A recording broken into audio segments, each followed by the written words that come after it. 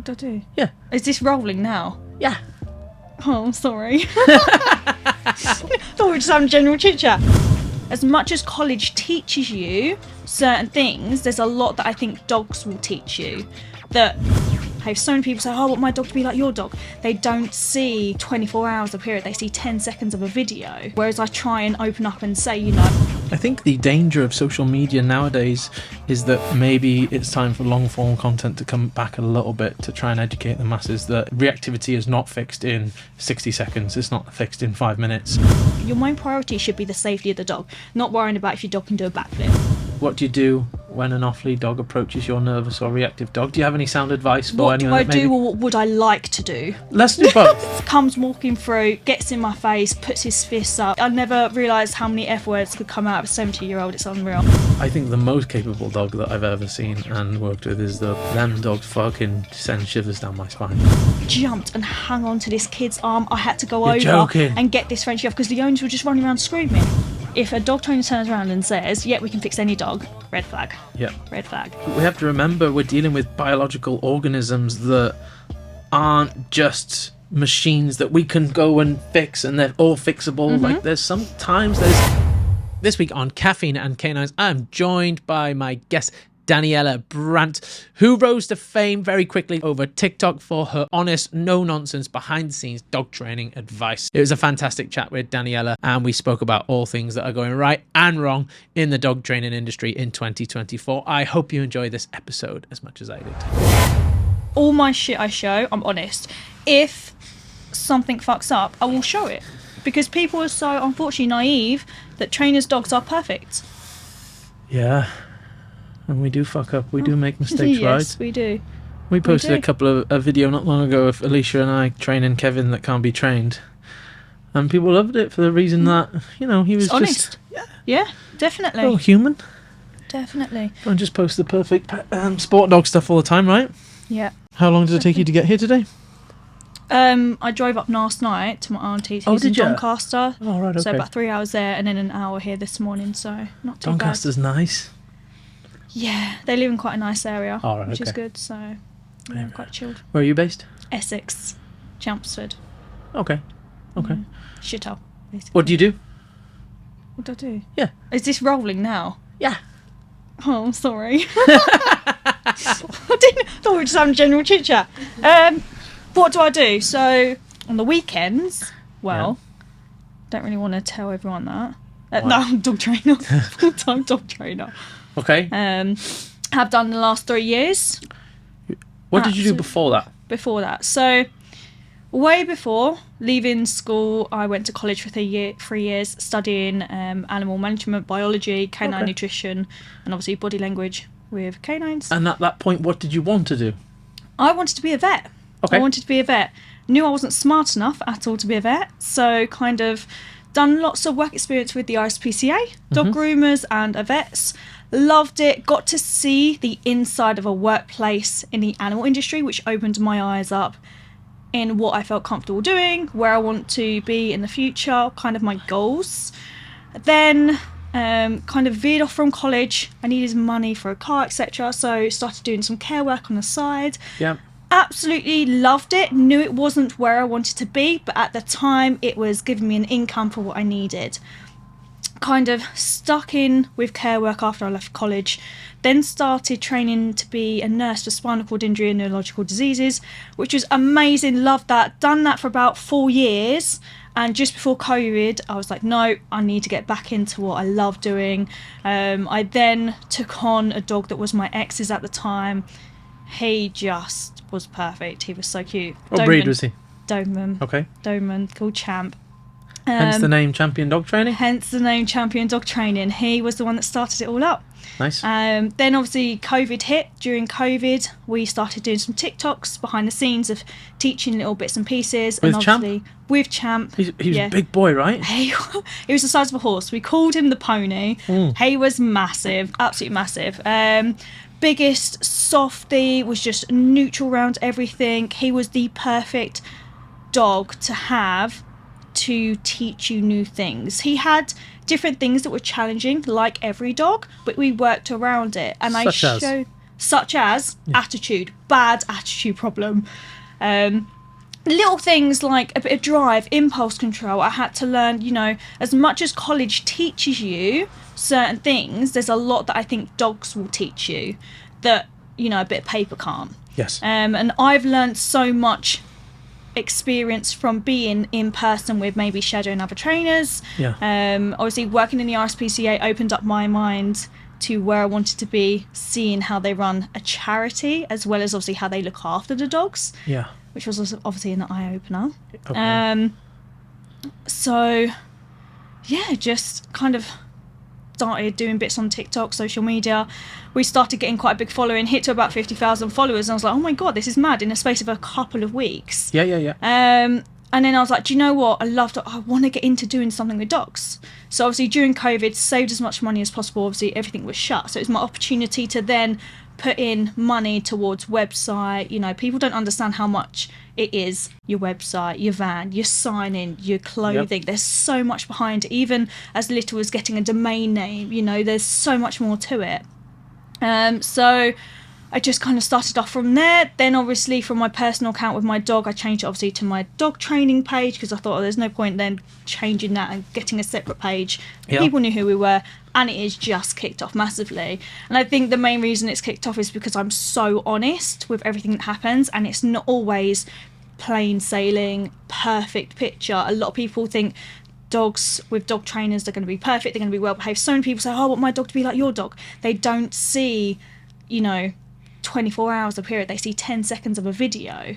Whereas I try and open up and say, you know, I've had problems with this, I've made mistakes, this is how I'm correcting my mistakes, or, you know, not every dog you're going to get is going to be what you expect, and people need to realise that.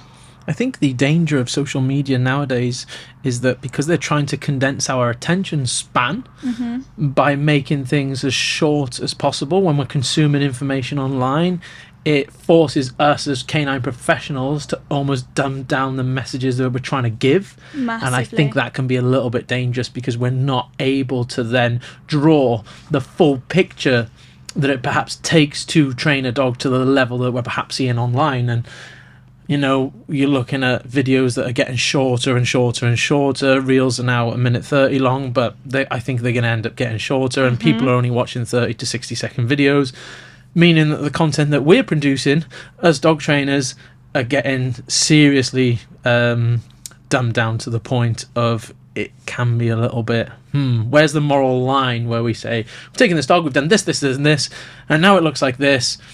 But actually, there was so much involved in that. And I think maybe it's time for long-form content to come back a little bit to try and educate the masses that reactivity is not fixed in 60 seconds. It's not fixed in 5 minutes. Or a 1 hour session, Yeah, exactly. And I think unfortunately, a lot of the research that I'm doing on what sort of content kicks off is quick tips, quick fixes and things like that, but it doesn't exist in dog training, unfortunately, especially when you're dealing with aggression and reactivity, as you'll know. Let's talk about a day in the life of champion dog training nowadays. How does that look? What's the last week look like for you? A nice lane till 10 o'clock, go for a Starbucks in a sunbed, you know, go get my eyelashes done. Double shot mocha. Oh, and then the dogs. Can't forget the dogs. Yeah. That'd be nice, wouldn't it? Do you know what? The day in the life of a dog trainer, well, my day in the life is very, very sort of chilled. You know, I don't do my board and trains. I have so many one-to-ones. I probably do maximum of 5 one-to-ones a day. That's good. I love it, but I would love to come away from the one-to-ones and do a little bit more sort of online, focus more on board and trains, where I get to have the dog on for a period of time so I can build a relationship with that dog, understand stuff that maybe the owners aren't seeing. Because a lot of the time dogs will come and the owners will be like, oh, dog's doing this, doing that, and it's actually either they're the problem or they're not seeing behind the problem, and they're just painting a picture thinking, I've seen this online, I'm going to say, you know, my dog's doing this because of what it says online. And unfortunately, you know, there's so much that you can do in an hour session. We're in a 2 hour session. You know, so many people will come to me and say, oh, I want my dog to be able to do this and this. And they have a time frame of when they want it to be done, when the reality, they haven't got the right dog, or they haven't got the right breed for it, or their dog's behaviour isn't right for what it is that they need doing in that time frame. So, yeah, I've come off kind of what we're doing in the life It's okay. of a dog trainer. It's all good. So yeah, I get up, take my boy for a bit of a play for about half an hour, do a bit Just of have training. one dog at the moment, right? Just have one dog. Who's that? Loki, my little Loki. He's a German Shepherd. He's a black German Shepherd, biggest softie, perfect as my stooge dog. We're trying to do PSA. He's 8 months old, so we're just kind of going with the flow. I'm letting him literally be a puppy. So I'm doing bits of obedience, building foundations. My main priority with him is getting in that recall, making sure that we build engagement in a relationship, and just exposing him to anything and everything. You know, a lot of people get a dog and they're like, right, I want to get obedience with my dog, and they forget about maybe the threshold with the front door, or, you know, a leave command. So when you're making something in the kitchen, if you drop something, your main priority should be the safety of the dog, not worrying about if your dog can do a backflip. So I'll get him out, do some training with him, then do my sessions. In between my sessions, get him out, and we'll just focus on play. Obviously my training ground is a public field, and we have a section cornered off, but it's brilliant because it's real life situations. You know, you've got the main road on the side, you've got it's an enclosed area. We can practice different manners through gates, and there's a little cafe, so we can go in the cafe, let the dogs neutralise around there. That must come with its difficulties, though. Oh yes. Let's talk about them.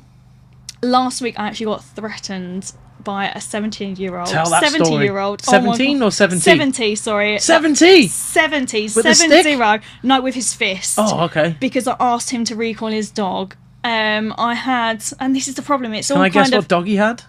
Please do. A sort of sight hound? No. A Westie?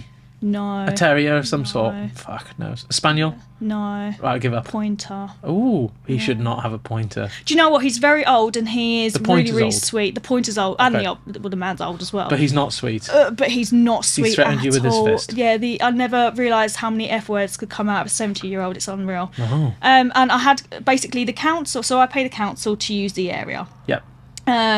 And they suggest put some cones out, you know, so the public know not to come in that space. And, you know, this field is acres and acres, and I have the smallest area.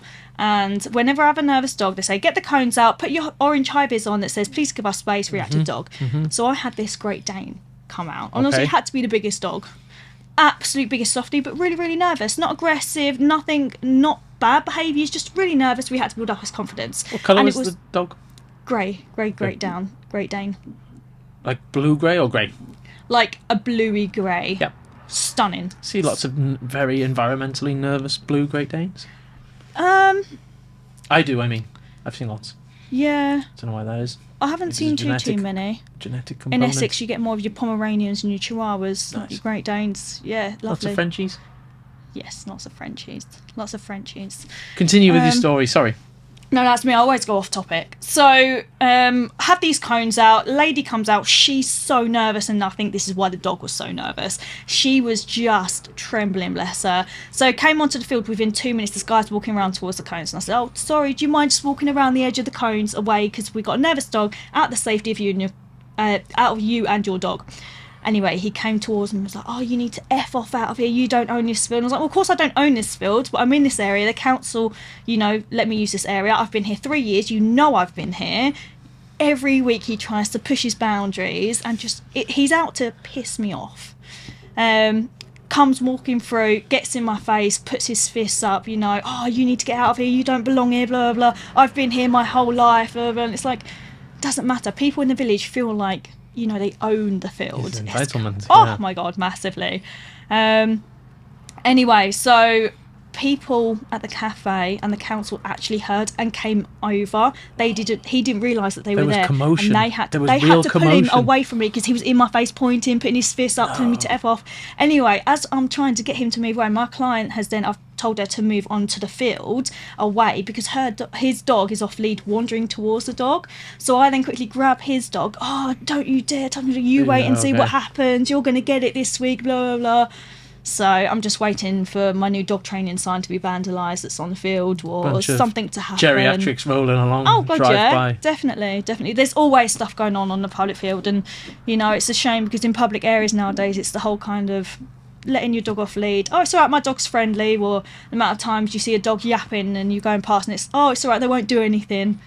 And that was one of the questions we had submitted. What and this same question gets asked every single time we do a Q&A, and it's, what do you do when an off-lead dog approaches your nervous or reactive dog? Do you have any sound advice for anyone? What do I do, or what would I like to do? Let's do both. Let's go through what you do. If I think I said what I'd like to do, I think no one would want me on a podcast again. Okay. Yeah, maybe the ISPCA might be involved. I'm Okay. joking. All right. Okay. Let's do what you do. What definitely the safest way is always advocate for your dog. Always, your main priority is advocating for your dog, even if they are the most sociable, friendly dog. Like even my boy Loki, he is the most sociable dog that I've had, even more sociable than Champ. But I will always advocate because I don't know the other dog, so I will always put my body in front. Obviously ask the owners, please can you recall their dog. If they don't, I will take a step away, but always having my body in front, and I will use my foot to shove the other dog away. Obviously not kick the dog, but if needs be, if I need to, get the dog out of the way, if I'm training a dog that's nervous or even maybe aggressive, I need to protect my client's dog. And I will do anything in my power in order to make sure that dog doesn't make contact to either my dog or my client's dog. Safety comes first. You have no idea what that dog is capable of. And the amount of times that people say, oh, my dog's friendly, and then afterwards they do something, it's, oh, they've never done that before. Bullshit. Yeah. Come on. How many times have we heard that? How many times that's the first time he's done that. Yeah, all the time. Do you know what? Even last year it was, a Frenchie was running around on the public field, just absolutely going nuts, and the owners were trying to recall it. All of a sudden it ran over to a kid playing like basketball in the basketball area, jumped and hung onto this kid's arm. I had to go over joking. and get this Frenchie off because the owners were just running around screaming. And this is the thing, even if your dog is friendly, there is no excuse to then have them off lead. Clearly this Frenchie wasn't friendly, but even when a dog does maybe attack either a person, a child, a dog, the amount of people that have no understanding on how to then deal with that situation correctly is scary. I think so scary. Once even a friendly dog can have their prey drive triggered by things that they've never experienced before. So perhaps that Frenchie is rocking around, super friendly, sees basketball in that context, triggers prey drive, he then goes into bite and hold on or whatever it may be, and that may be a case where the dog has never truly done that before. Maybe he's shown similar behaviours in and around the home or wherever. There may be some history there, but I think sometimes we forget that even the friendly, sociable dog they're still an opportunistic predator, regardless if he's friendly, sociable, nervous, aggressive, whatever it may be, where they tend to use their mouth when they go into prey mode, right? So yeah, I massively. think control is paramount, even when we have a sociable dog, because we don't know when 100%. that sociable dog could act out of. So, for example, Stark the other day, he is truly a sociable dog. He's a super friendly dog. You've met him there, all the rest of it. So, we're walking through the park the other day. He's off lead. He's got his e-collar on. And some woman takes off her bobble hat.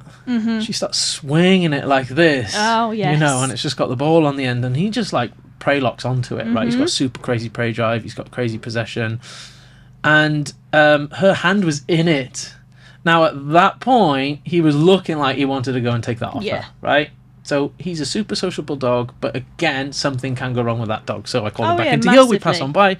Fortunately, nothing happens, but it just goes to show how easy things can go wrong with dogs, even when we don't have control over the dogs that have great temperaments. Massively. Well, with the Frenchie, I would have understood that if, stuff happens, even to us trainers, out of the blue, very unpredictable, and stuff that even if we have an e-collar on dog and we've put them safety measures in place, stuff still can go wrong. It happens. But this Frenchie had also been known to the village and was always on the Facebook page, so we know that it wasn't just the one time. But yeah, do you know what? Some of the stuff that people come out with their dogs is scary. It does scare me what people believe, and when they come for training sessions and they're like, oh, I've seen this online and whatever. And this thing, I was listening to your podcast with Emma not long ago, and where you were saying how unfortunately some of the most incredible trainers hardly have any following, but they're the ones that need to be known. And that is true. I have a big following, but I am so new to this, and I'm always wanting to work with other trainers, wanting to build my knowledge, because I'm nowhere near where I want to be at all, and I've got so much that I need to learn and grow. But there's some trainers out there who have been doing this years and years and years who don't get recognised or appreciated the way they should, massively. And it's a shame. Unfortunately, that's the dangers of social media. It is. Someone that is well followed on social media, even as a dog trainer, typically they're good at making content, not necessarily good at training dogs. Yeah. And that's the harsh reality of it. And that's why you're seeing all the Yorkshire Canine Academy content getting a little bit wacky nowadays, because we're just playing the game, unfortunately. And away from that, we also need to demonstrate that we're capable of training dogs. But you're doing very good, though. Very good. I think our reach hit 6 million this morning. No way. In the last 30 days, yeah. That's mad. Really good. Yeah, so really good. You just got to, unfortunately, play on the general population and what kind of triggers them. So play the game a little bit. But my thought process is, if we can gain as wide an audience as possible, we can then start educating the masses on what. Right? So we're going to start talking more about the e-collar and the benefits of the e-collar. Yeah. Now, we're at a point now I get to tell that to 80,000 people because I posted some stupid shit. I was going to say, you got to post some silly stuff or even like real life on what's happening in your lifestyle with either dog training or even a bit of personal, in order to then sort of get that engagement and then start actually giving out the facts, But a lot of the time then when facts come in place, people then switch off. Not interested in that. And that's such a shame. But then they'll go and watch the news or false information and go, oh, okay, because BBC or whatever have painted this picture, it's got to be true. Yeah. The same as this whole XL bully ban. They've painted this picture of a breeder dog when it's nothing to do with the dog. Okay, it's been bred in a certain way. Some breeders have, tried getting the dog to maybe be a bit more aggressive, or you've got people that are taking them on and using them incorrectly, etc. But unfortunately it's social media that have straight away said they're a dangerous dog, that it's the breed, it's the I have so many clients that have XL bullies and they are the soppiest dogs going. They're amazing and it is scary. Whatever gets clicks, unfortunately. Yeah. And typically when people's emotion is triggered, yes, it gets clicked. Yeah, I mean, but as well in the wrong hands. I say in the wrong hands. At the end of the day, they have a strong grip. Their mouths are huge. They're not so much a dangerous dog, but they're a very capable dog. 100%. They're very capable. 100%. They're much more capable than the cockapoo. Yes. So I've been bit by plenty of Dachshunds. In fact, I've been bit by 10 times more Dachshunds than I have XL bullies. But I'd rather take those 10 bites than I would the one bite of the XL bully that potentially isn't going to come off my arm. Yeah. And put me in hospital for a good few weeks, where the Dachshund, I'm going to get cleaned up and I'm going to carry on training that day. Yeah. The XL bully, that's not happening. No. So I think we got to consider the dog's capability when we're talking about certain 100%. breeds. But I also think then the news need to inform people on what to do in certain situations if they have a breed that is capable of doing a lot of damage. Yeah. And unfortunately, that's not spoken about. Yeah. It's a dog that is also readily available to the public and popular with the general public. We are familiar with certain breeds of dog and certain mixed breeds of dog that are extremely capable in the sport world, but fortunately for the most part those dogs are kept by working dog handlers and sport. And if them dogs got into the general public, then we'd be in big bother, your bull herders and things like that. So, but I also feel like now they're banning the XL bully, people will go on to the next breeder dog, and it's just going to keep following. It'll be the Corso, and I don't know. Yeah. The Rottweiler. I think the most capable dog that I've ever seen and worked with is the Bauble. Them dogs fucking send shivers down my spine. What sort of one-to-one work do you do? What sort of cases do you work with? Do you know what? A variety. My most popular is probably lead walking. Okay. As much as I love it, I'll get it. When you do something so many times, it's the same thing over and over again. How do I get my dog to stop pulling on the lead? Oh, you just grab the lead and swing it around. Yeah, helicopter method. You see Matilda. You just grab nice. Trunchable. Do you know, there's so many different ways. Obviously, first of all, I like to assess a dog, the relationship between the handler and the dog. If you have no relationship, trying to build engagement in a loose lead walking, your dog's not going to be interested. I always say, right, okay, what do you do on a day-to-day basis with your dog? And the amount of times that people say, oh, just take them out for half an hour walk, that's it. You don't go out, you don't engage with your dog, you don't play with your dog, you don't teach them that you're the most exciting thing out and about. They've never been hand-fed, they've never had a ball war, a tug game out of the house. It's all inside the house. So they've learned when there's no distractions, they are the main priority, that the height the rule. they're the high reward. As soon as they're outside the house, everything else is more interesting because they're given that lead and go and do whatever the hell they want to do. And then all of a sudden they want to change that and get their dog to be walking by your side. He'll focus, they see these videos online. Oh, my dog to do that. But they've not built from scratch, engagement with your dog, playing with your dog, hand feeding with your dog. I think then people are a little bit too quick to jump to tools. Yes, yeah. And that becomes problematic. Why? What, with other trainers jumping to tools or the public wanting to do Joe tools? Bloggs goes and looks at a prong collar and goes, I've heard this will stop my dog pulling, and they put it on the dog without addressing anything else. 100%. What's scary is I've had a lot of people that come to me where either other trainers have put a prong collar on a dog and the prong collar isn't even a Herm Springer, it's just your shitty one from Amazon. There's no plate, the prongs are naff. I've had one where I've gone and shown the client, look, this is how strong, and then it's snapped. And it's dangerous. More people have come and they've said, I've just bought it from online, I've seen other people.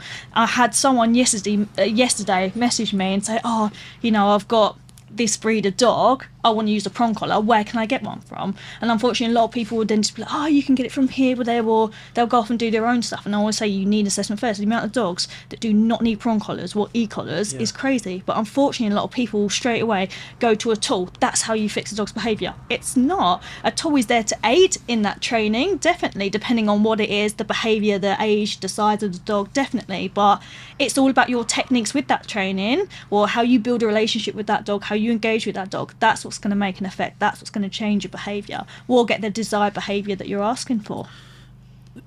For me, the client that comes along that has utilised a prong collar or a slip lead or an e-collar, and they've tried to do a DIY jobby, even a harness, any tool, yeah, definitely. And inadvertently, because they've not address the underlying and the motivation of the dog, and kind of trying to increase the internal motivation of the dog or intrinsic motivation of the dog, and then slap a tool on the dog to try to address the issues. What happens is this tool gets desensitized, and more often than not the application of that tool or the application of the pressure with that tool becomes an activation into the behavior they're trying to get rid of.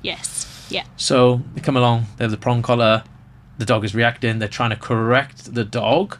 The dog then gets really pissed off because they've got this non-contextual correction that's happening whilst they're being exposed to the trigger, which is adding kind of fuel to the fire. So we've made our problem worse. And then what's more concerning is that then becomes the image of balanced dog training.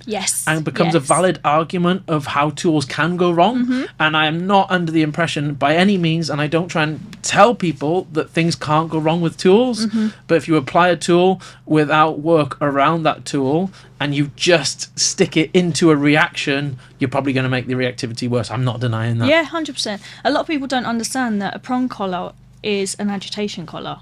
Yes. A lot of people think, we're going to get prong collar, it's going to stop reactivity. Like, a lot of the times, people have come to me with these tools and they've gone, I've got this on my dog, don't know how to use it. Well, why? You wouldn't be given a paintbrush if you don't know how to paint. You wouldn't be, given a paintbrush and go, right, okay, go do this massive decorating job. You just wouldn't do it. And it's scary the amount of people that are going out and watching stuff online and taking stuff off the internet and going, that's all right, I'll just use that. Well, that's right, they've used it, I'll use it. Well, they think, and this is why I've come away a little bit from social media, because, people will see a video and they'll go, my dog does that behaviour, I'm going to try that because that's how it's going to resolve it. And it doesn't. Every dog is different. Even if you lined up the same breed, 10 different dogs, same breed, even from the same litter, they will all need different techniques, different stuff to resolve different behaviours, or even if it was the same behaviour, they all might need different ways to then get that desired behaviour that you're actually wanting from them.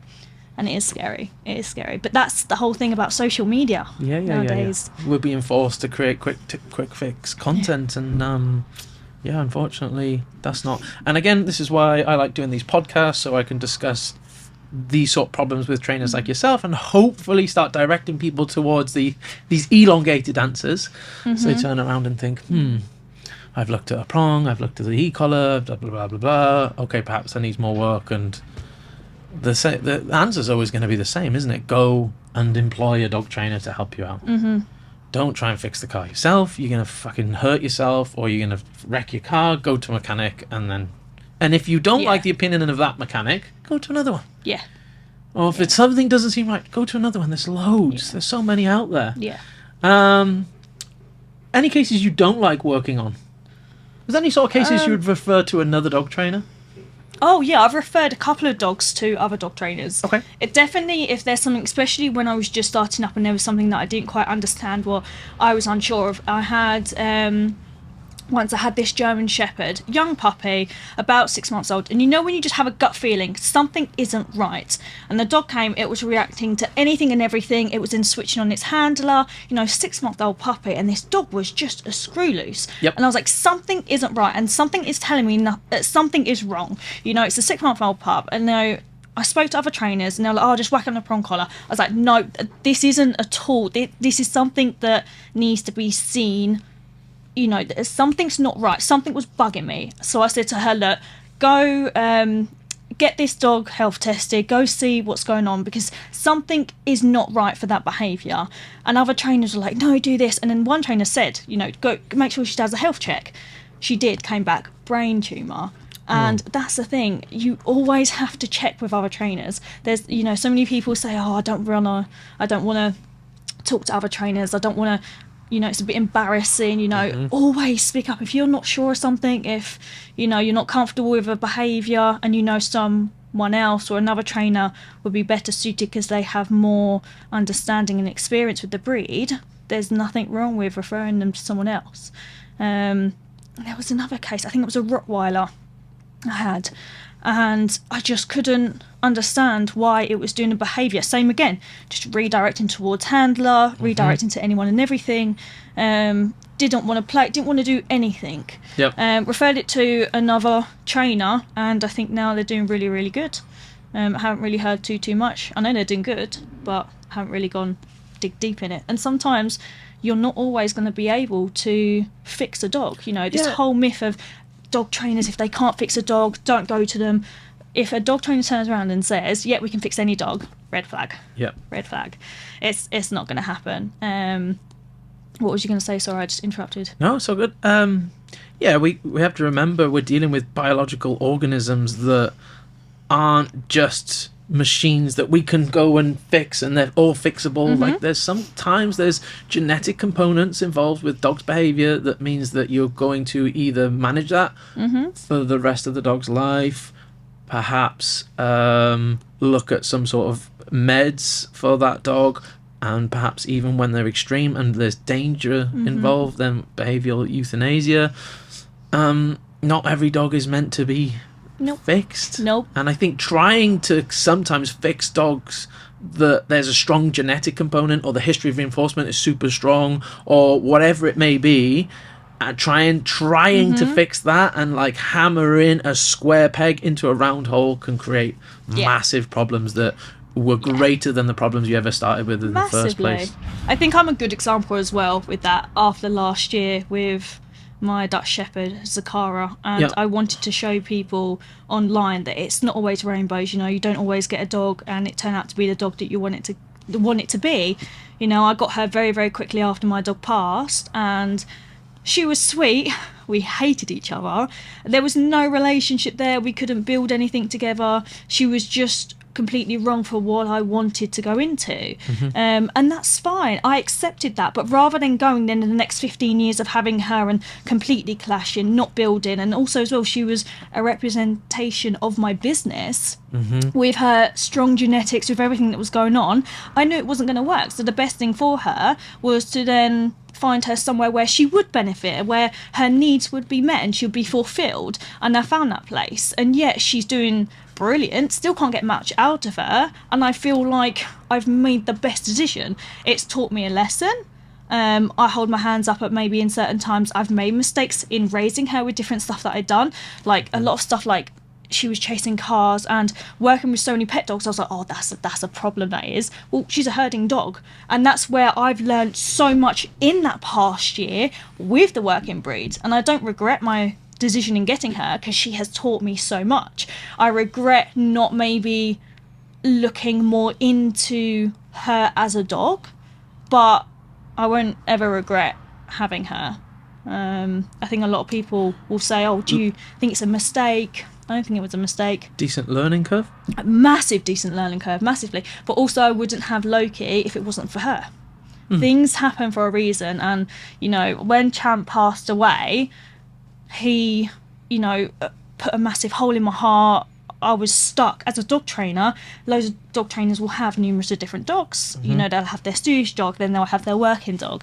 And with Champ, I was so close to getting a working dog as he was my stooge dog. Yeah. And he suddenly passed out of the blue, and I was really stuck.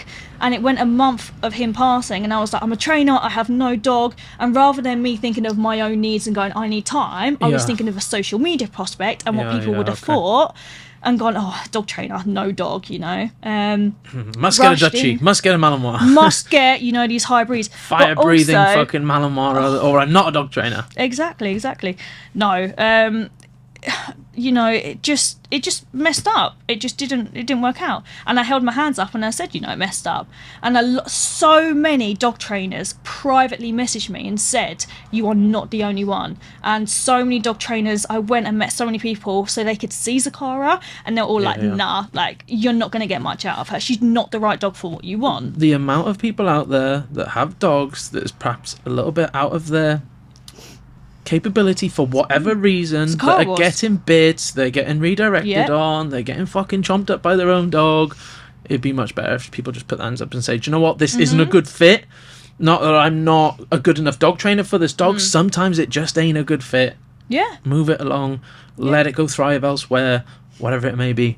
Might get some stick for this, but I feel like male dogs have a better bond with female handlers anyway. You think about some of the dogs in the UK, Axel and April and Jen and Red and Emma and her boys, Mel and Vanko. Them the handling partners out there, female handler, male dog. Don't know, maybe there's something in it. Don't know. Yeah. Who knows? Bitches don't get along, right? Bitches do not get along, and she had a strong attitude. I'll tell you that now. And you're from Essex, so well, that's it all. Icing on the cake, really, isn't it? What next then? I think you need to apply a heater. Sorry? I think You're you need cold. a I can heater. see you shaking. I'm doing okay. Trying to talk. I'm trying not to stutter. My teeth are like... When Emma was here, you could literally just see her breath, and I was like, fuck. So you soft southerners. Yeah. Used to this hard north cold. Yeah. Normally we won't be too much longer. No. It's good. What next?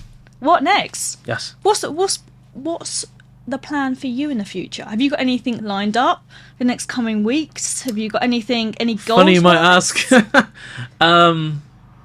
Any more greyhounds? No more greyhounds. Yeah, we had the radio up earlier. We got us to employ us to train their greyhound. That was fun, right? I think it was good. She was so sweet. She was a cute dog. I like greyhounds. I liked her. Everyone should just get old rescue greyhounds, then we'd all be fine. She needs to be We'd stabbed be out by of a fire. job though. Yes, exactly. Exactly. Maybe not. What's next? We're about to release an online academy. Love that. But it's going to be like an educational hub. We do want it to be like Netflix for dog training, but cover more than putting a certain tool on a dog and then getting them to behave. So it's got a couple of different modules. Love that. It's got how to build motivation in your dog, how to play with your dog, how to genetically fulfill your dog. We have a module on damage mitigation, which is what are you applying in that dog's life that is inadvertently fueling your dog's unwanted behavior? So their lifestyle, how are you managing them around the house? There's a module on health there. There's a module that why you should go and get your dog checked out for injuries. We've got plenty of guests coming on to do different modules. So we've got the canine dietitian coming on to go and give a module on or a lecture on how your dog's diet could be influencing their behavior. Jo Rosie has said she's going to do a module for us. Love Jo Rosie. Yeah, she really knows her stuff. So I'm trying to get a little bit of a collective of different dog trainers having their input. I've got a couple of even force-free dog trainers on there that are talking about genetic fulfillment, and we're going to cover tools, and we're going to look at e-collars as well. So I'm hoping that it's a all-round one-stop shop that you can go on there, learn more about how to just not just fix your dog's problems, but also give your dog the best life that they can possibly can. Because that's brilliant. For me, getting our dog to behave and putting discipline over a dog is only a fair trade-off if you're giving the dog the best life that you can possibly afford to give your dog. So I'm happy teaching my dogs, you have to come when you're cold, you have to walk nice on a lead, so long as the trade-off, the compromise we have is I'm going to give you a fucking brilliant life if you do those two things for me. Yeah. If you settle down in the pub, I'm going to make sure before we go to the pub, you've got an hour's hike under your belt, right? That's just the trade-off for me. Whereas I think some people are training their dogs for them too much and trying to squash their dog into a human lifestyle, where I think the discipline and training element of a dog should be to enable us to give our dogs a life closer to the genetically predisposed life that they desire, not just to make our lives as humans easier to have that Disney dog. Yeah. So my big beef with people that are hating on something like the e-collar, if the e-collar is a tool that can enable that dog to have a more biologically fulfilling life, I think your reasoning to use the e-collar is justified. Yeah. If it's just to make sure that your dog is super obedient robot, I think you need to question your ethics in that instance, right? So Yes, and your skill set. exactly. So Yeah. back to the academy. I'm hoping it's something we can put out there that is just there to educate people on, one, the application of obedience and discipline and all the rest of it, your traditional dog training stuff, but also how else can we improve our dogs' lives? Because I feel like the quality of our dog's life also, does definitely have a massive influence on all the unwanted behaviours we see in dogs, right? Yeah. And I feel like sometimes that's a bit neglected. And you can't talk about that in a 90-second video. No. You can't. No. So, plenty going on there. You've promised me a tutorial, so I'm going to hold you to that. You going to do it with your dog? I'll do it with my dog. What's next for you? What's next for me? Yes. We have loads of stuff planned. Loads of stuff planned that I haven't even announced yet. So Announce one now. Go on. I can't. Fucking go on. I can't. Oh. The next thing that we have is in a few weeks' time we've got Champion Dog Show. This is something that I first done a couple of years ago with Champ. It was more my clients were like, I want to take my dog to a dog show, but we're always, penalised for our dogs having reactivity, or we're banned because, our dogs don't behave this way, or they don't look this certain way. So I wanted to do something where my clients could feel comfortable, also a great fun day out, and with myself anyway, from a personal perspective, I love doing stuff for charity. I'm a proper charity geek. So I thought, do you know, it'd be an opportunity to raise money for charity. So I done that a couple of years ago, first time. It actually, the day of the dog show, the day before the Queen died. Selfish I mean, bitch. we love you, Queen, but Yeah. she messed everything up. So I had to change all of that, because obviously a lot of stalls were the night before, no, out of respect to the Queen, we're not coming and stuff, which totally understood. So changed it for a couple of weeks after. It actually worked out better because then more stalls could attend. So it worked out really, really good. And it was such a fun day. So I was like, you know what, I want to do it again. So booked it all last year, and then obviously Champ died. Thanks, Champ. And just everything just went tits up. The whole year was just messy with my business. I fell back on my business because I was so, I took a good month off when I lost Champ because it was so unexpected. And he was, you always have that one dog in your life that is your absolute rock and roll, and he was it. So everything kind of got backwards. So this year we've put it back on again. It's happening on the 1st of April. We have so much coming, different dog stalls. We have a mini fun dog show happening with prizes, rosettes to be won. We have little have a go activities for the dogs, so flyball, we've got agility, and then we've got kids entertainment. So nice. Yeah, really, really good. And then we've got different stuff throughout the year that I want to do with the business. You're not going to do a crazy PSA demo or anything like that? No, definitely not. Definitely not with Loki. Yeah, okay. No. I can get you to come down and do one with Stark. Yeah, sure. That'd be good. Yeah, I'm sure you've got more capable friends closer, but I'm more than happy to come down and. It's a long way. How long are we talking? 4.5 hours? 4 hours. 4 and a bit hours. Yeah, no, I'm there. Yeah, be good. Any online stuff for you? I would love to start going online and doing lots of, bits and pieces online. But at the minute, I've got a lot of stuff that I need to focus on before. It takes up so much resource. It's crazy. You're just like, oh yeah, just film everything I do and put it on. No, it needs editing, cutting down, making like user friendly, then uploading, and like just even file size of like 4K quality videos is just fucking insane. So. And it might look like I have my shit together. I'm acting like now I do any of that. As these guys are behind us like, what the fuck do you know, mate? Why are you talking about that? Like, you're not fucking slaving over a laptop 8 hours a day. Do not take credit for my work. Okay, I felt like a wanker saying that. Okay, sorry, I put my hand up. I don't do any of that. I just talk shit in front of the camera. Okay. Nice. Okay, couple of Q&As. Yes, do some Q&As. Oh God. Get them up. Definitely think you need to invest in a heater. Jesus Christ. Yeah. Are you cold here? I'm freezing. You can jack it up if you want. Okay. Oh God, I'm we really didn't nervous get any for about these. our teeth, which I'm disappointed about. My teeth are real. I've just had the Fuck off for your teeth, fucking real. Everyone says, swear my life, everyone says, oh, you got veneers. I haven't got veneers. You're joking. Got a bit of bonding on the top, but then that's all I've got as well, so. Then when see? Yeah. We haven't got turkey teeth. Nope. Everyone thinks we have like proper turkey teeth. They're good, aren't they? Although I am from Essex, so I don't blame people, the blonde So hair, what have the you had straight done? teeth. What haven't I had? No, you have you. What haven't I had? What haven't I had? What have you had done to your teeth? I had like bonding just on like the two side bits just to make them straight. Just at the bottom. And then just whitens. At the top nice. ones, nothing on the bottom. No veneers. Yeah. You're getting a tattoo lasered. Yeah. Fucking painful, isn't it? Yeah, really painful. It's almost gone though, it's getting there. Right, let's move on very quickly. Our questions we have. Oh. I'm not looking forward to these. Okay, this is an interesting one. Why? I just don't It's like about dogs, it's not about... Okay. Is it okay that my Springer's recall is immaculate when I've got a stick, but is 70% without? I'm going to say no, it's not okay. No, because then you're always... What if you go out, you're always needing to rely on a stick. What if you don't have a stick? Put it on something like a ball where you can transfer it and take it out with you all the time.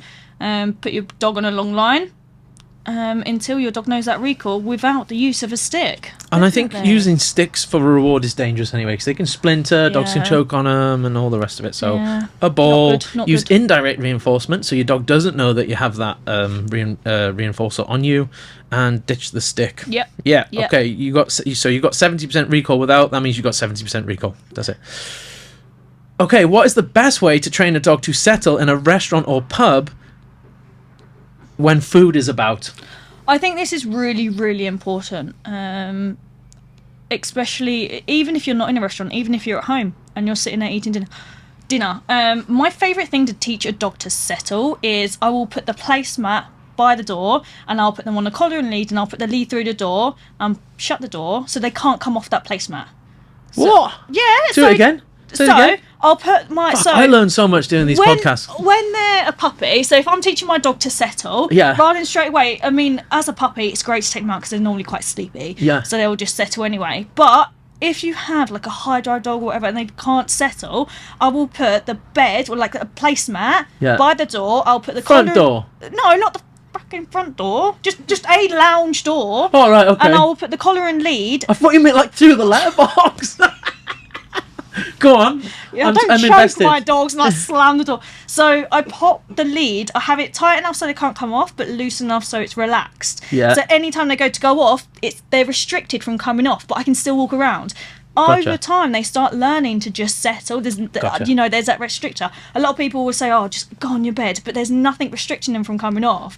So they're just every time, right, go back on your bed. Which you can practice. Yeah. But I want something there, so if I walk away, my dog's like, "You got to settle." You know. So like a back tie, yeah. Yeah, a bit of a back tie. So that's what I like doing to teach my dogs to settle. Yep. Obviously, crate massively helps. You introduce crate training, teaches your dogs to settle. But I would just exposing them as much as possible to different surroundings. Pens? Yeah. Don't really like a pen. Okay. Just because I feel like anytime, a puppy goes near or whatever, sometimes you can just knock it over. I don't trust them. Yeah, okay. Fair enough. Don't trust them. I think, obviously, when they're like puppy, 8 months young, 8 weeks younger, then yeah. definitely. Yeah, but your 8-month-old puppy's probably going to get out of a pen, right? Yeah, he is. Yeah, probably. Big boy. Teaching a settle, start at home, use a back tie. Always start home. Like you said, I feel a lot of people when they're teaching the place work or settle work, firstly, they don't use a lead and they always ask the same question, what do I do when my dog gets off? Yeah. Chances are if the dog does get off and you are using a lead, by the time they've got off, they've done something reinforcing to validate them getting off. Yep, By the time you then take them back, you're in this to and fro. So and you're just going around in circles. Yeah, back tie is a good idea. I like it. I also think as well, a lot of people want to rush and take their dogs to a pub or anything like that. Trying to desensitize in such a high arousal place is just not going to happen. Take them somewhere where there's less distractions, and over time build that up. You're going to get a higher chance you're going to get than the results that you want. Nice. Good advice. That's real worthy right there. Or TikTok over here.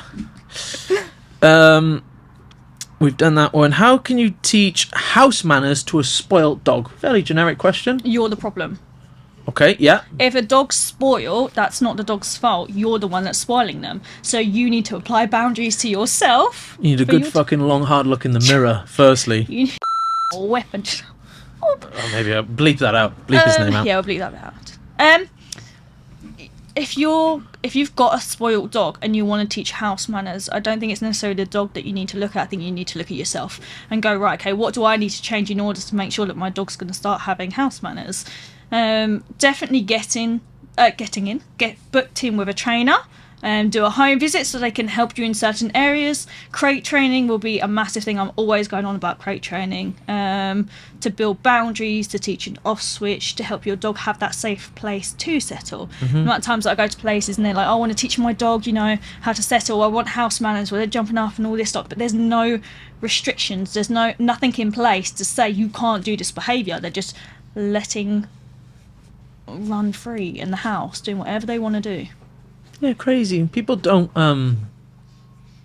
aware of it for the most part, right? No. People treat untrained dogs like trained dogs, and I think that's Yes. problematic. Yeah. My adult dogs, and now Stark, are spoiled. They have pretty much full liberty at all times in the house, but that's because we've set a precedent early on, and then it's been given to them. But people get a puppy, try and give it as much freedom as soon as possible and treat it like their trained 12-year-old Labrador that was old and decrepit for the last 4 years of their life that didn't want to get anything wrong. Yeah, massively.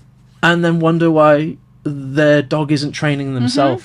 But why would they have any reason to change their behaviour when they get what they want when they want, right? Massively. I think definitely you can spoil a dog, but once then boundaries and foundations have been put in place first. So then as well, if your dog is doing something, you can switch them off. It's not a case of your dog's just going to carry on doing their behaviour, but you're actually allowing it because you're reinforcing the behaviour because you're allowing it all the time. Massively. Okay, what else we got? We have got...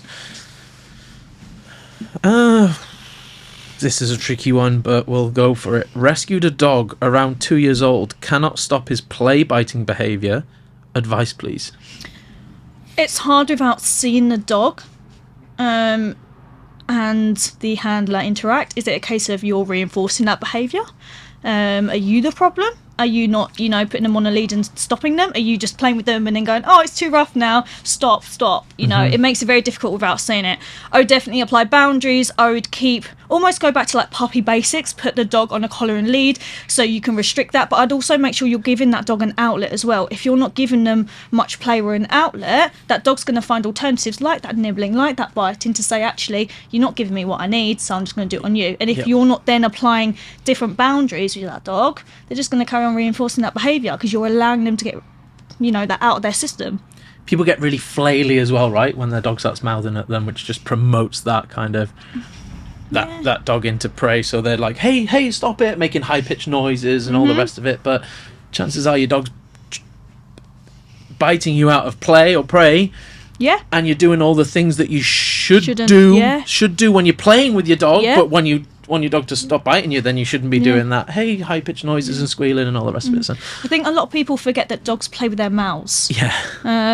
They use a lot of stuff through mouthing. And if you're not giving them an alternative or giving them an advantage by giving them something else to get that outlet with, they are going to go for you. They are going to go for your hands. You know, a lot of the questions I get is, oh, my puppy's biting, how do I stop this?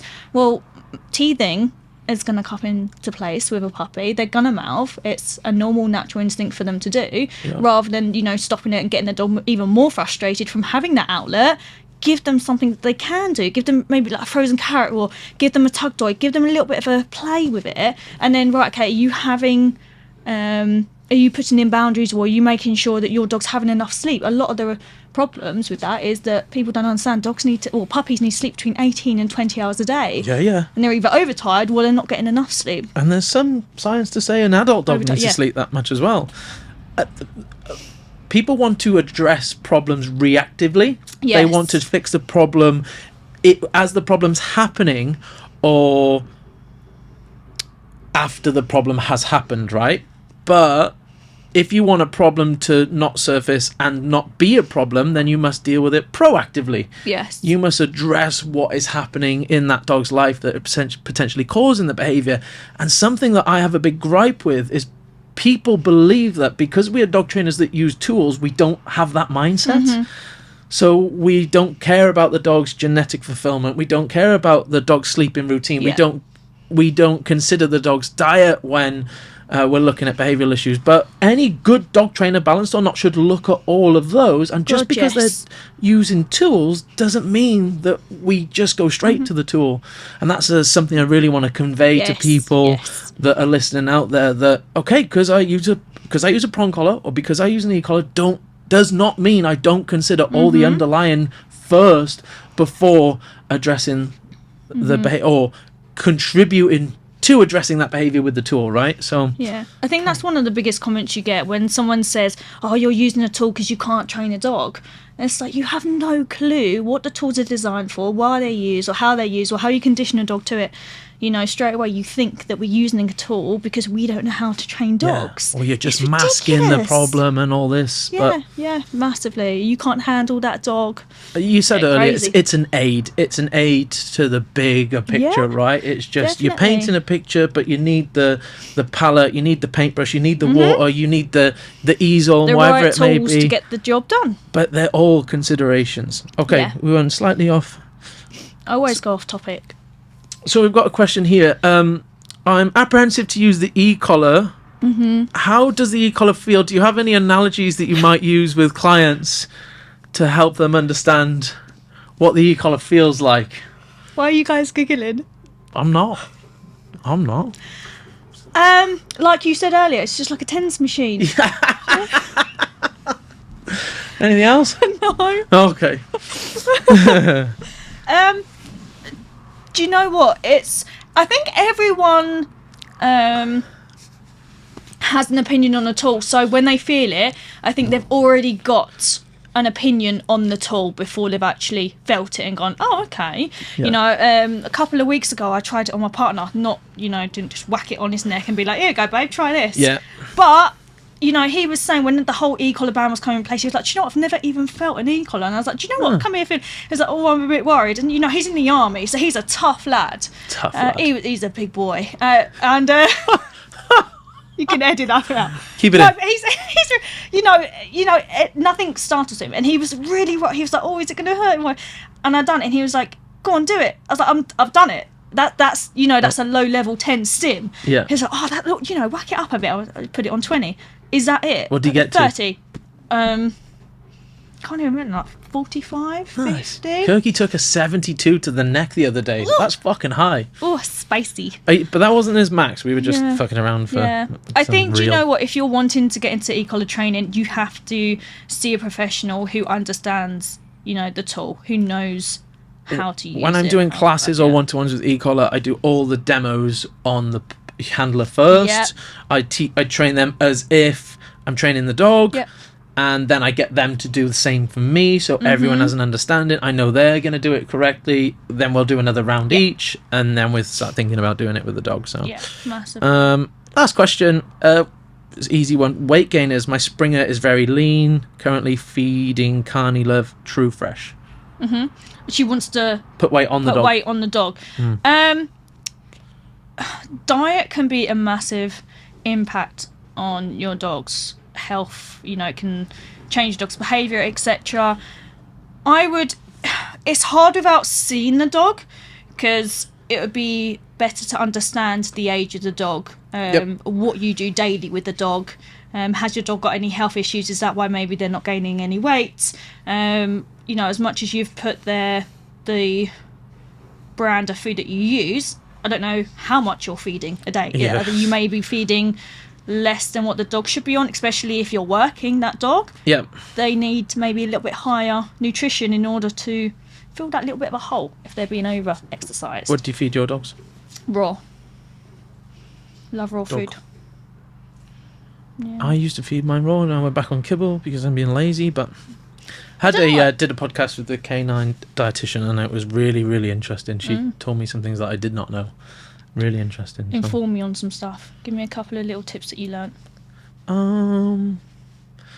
So sometimes we can put a dog off food by letting them go too long without food, because it creates bile in their stomach, which creates like an acidy taste in their mouth. So when they go to then sniff the food, they associate it with that like unpleasant sensation in and around their mouth, and it can actually make food somewhat aversive. Which I found quite interesting. It can also cause, obviously, like us, a lot of cramping, and that can put dogs off massively. Do you ever like starve your dogs? No, so we always so we don't fast the dog. We always offer the dog 4 opportunities to eat a day. So if a dog is like no food motivation, what we typically don't do is say, okay, we're going to go a day without food, which for the most part isn't problematic for most dogs. However, we don't want to create a dog that will only take food and be motivated whilst in that state of hunger. We want to take a dog that has been offered food, then perhaps miss the opportunity because they did not want the food. And then next time they're offered the food, they say, it was my control that I missed out on that meal, so I'm going to operantly take this food now. Perhaps the dog, can they go into that far of a cognitive process? I'm not sure, but there's an ethical thing there as well, right? We don't want to starve dogs out, so get them food motivated, because chances are they're just going to satiate themselves, become full, and then lose motivation again. So I don't typically recommend that. They're all the interesting ones. There's a couple of ones that we've already answered throughout this podcast, so we're going to wrap it up there. Thank you very much for coming. Thank you for having me. Have you done a podcast before? Do you know what? I don't think I've done a podcast. I've done lots of different lives, but not done like over, the phone. Where can people contact you? You can contact me via my website. Obviously, I have a contact us page, championdogtraining.co.uk, or either by email, championdogtraininguk@gmail.com. What are your socials? My socials, Champion Dog Training UK. Super easy to remember. My personals or? No. Oh, God. You said you've got a partner, so... Nathan, close your ears. Fucking... You can't put that on there. Poor Nathan's going to get so much. He's like fucking... Is he gone? Oh, bless him. He's going to listen to this back and... Oh, fucking wanker. Just easy. Just Champion Dog Trainer on TikTok, Facebook and Instagram. Got a question from Nathan here. What's your Snapchat? I do have Snapchat, but I haven't used it for years. No, same. Oh, same. Scary. Fine. But right, we'll thank you very much for having me. You're very welcome. That was great. Thanks a lot. Bye.